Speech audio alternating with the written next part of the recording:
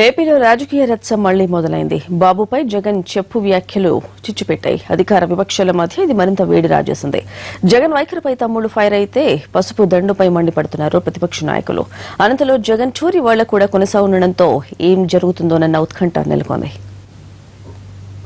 చివరికి గుడిలో లింగాన్ని కూడా సైతం మింగేసే ఈ చంద్రబాబు నాయుడు అవినీతి గురించి మాట్లాడుతూ ఉంటే దాని మీద ప్రతిజ్ఞ చేయమని చెప్పి పిల్లల చేత ప్రతిజ్ఞ చేయిస్తా ఉన్నాడు. దానికి ప్రతిజ్ఞ చేయండి అని చెప్పి ఆంధ్ర రాష్ట్రం ప్రజల చేత తాను ప్రమాణం చేయండి అని చెప్పి ఎక్కడ పడితే అక్కడ ఆగి ప్రమాణం చేయండి అని చెప్తా ఉన్నాడు. నిజంగా ఈ ప్రమాణం అన్నది నిజంగా జరగాలి అని అంటే, నవనిర్మాణ దీక్షలు ఆయన చెప్పింది ఏదైనా నిజంగా జరగాలనంటే చేయాల్సింది ఏమంటే చంద్రబాబు నాయుడు గారు ఎక్కడ కనపడితే అక్కడ చంద్రబాబు నాయుడు గారిని చెప్పులతో కొడితేనే అప్పుడు కానీ చంద్రబాబు నాయుడు గారు చెప్పింది జరగాలి. బెదిరించి బ్లాక్ మెయిల్ చేయాలని చూస్తాడు. ఒకవేళ ఊరంతా సరెండర్ అయిపోతే ఆ ఊరు గతేమవుతుందో ఒక్కసారి ఆలోచించండి. అదే పరిస్థితిలో ఇప్పుడు అపోజిషన్ లీడర్ ప్రవర్తిస్తున్నాడు. తమ్ముళ్ళు, రాష్ట్రంలో ఉండే ప్రతి ఒక్కరూ ఆలోచించాల్సిన అవసరం ఉంది. ఆయన మాట్లాడే మాటలు చూస్తే రాళ్లతో కొట్టమంటాడు నన్ను, లేకుంటే ఈరోజు మాట్లాడిన మాటలు చూశారు నా నోటి గుండా నేను చెప్పను. కానీ ఒక వ్యక్తి ఎంత నీచంగా మాట్లాడుతున్నాడో, నేను కూడా రాజకీయాల్లో ఉన్నాను, 35 సంవత్సరాలు ఉన్నాను. హేమీలైనటువంటి పెద్ద పెద్ద లీడర్స్తో ఆ రోజు మర్రి చెన్నారెడ్డి, లేకపోతే విజయభాస్కర్ రెడ్డి, లేకపోతే వెంగళరావు, ఇందిరాగాంధీ, రాజీవ్ గాంధీ అందరితో పోరాడాం. జగన్ రైతు భరోసా యాత్ర రచ్చయాత్రగా మారింది. సీఎం చంద్రబాబుపై జగన్ వ్యాఖ్యలు తీవ్ర దుమారం రేపాయి. అధికార విపక్షాల మధ్య మాటల యుద్ధం ముదిరింది.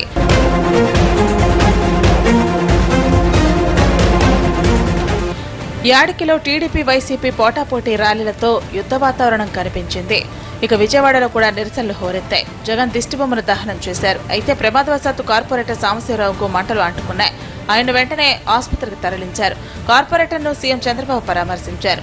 జగన్ కామెంట్స్ తో టీడీపీ నేతలు, మంత్రులు వైసీపీపై మూకుమ్మడి దాడి చేశారు. ప్రతిపక్ష నేతకు మతి భ్రమించిందని, ఇంత దిగజారుడుతనాన్ని ఎక్కడా చూడలేదంటూ ఆగ్రహం వ్యక్తం చేశారు.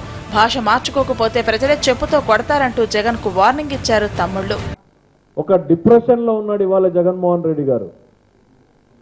త్వరలో కోమాలోకి వెళ్ళిపోతున్నాడు. ఈ డిప్రెషన్ నుంచి కోమాలోకి వెళ్లే తరుణంలో జగన్మోహన్ రెడ్డి గారికి ఒక సలహా ఇస్తున్నా. ఆయన టీవీలోనే చూశాను ఒక అడ్వర్టైజ్మెంట్. నేను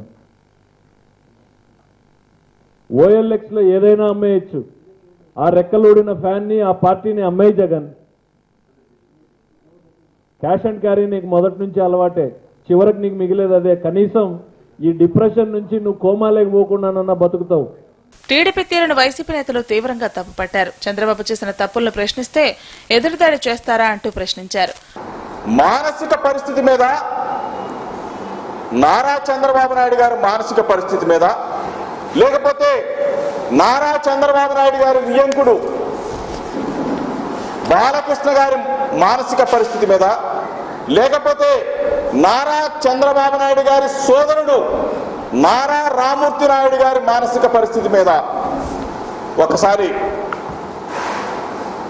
వైద్యుల దగ్గరికి వెళ్దామని చెప్పేసి మీ ద్వారా నేను మంత్రులకి తెలియజేస్తా ఉన్నాను. మరోవైపు జగన్ కామెంట్స్ పై అనంతపురం జిల్లా పుట్టపర్తిలోనూ కేసు నమోదైంది. అయితే ఇవాళ కూడా అనంతపురం జిల్లాలో జగన్ టూర్ ఉంది. కదిరిలో బస చేసిన ప్రతిపక్ష నేత ఎస్పీ కొండలో పర్యటిస్తారు. అయితే జగన్ ను టీడీపీ శ్రేణులు అడ్డుకుంటాయా? అప్పుడు వైసీపీ ఎలా స్పందిస్తుంది? ఇవాళ ఏం రచ్చ జరుగుతుంది అనే ఉత్కంఠ నెలకొంది.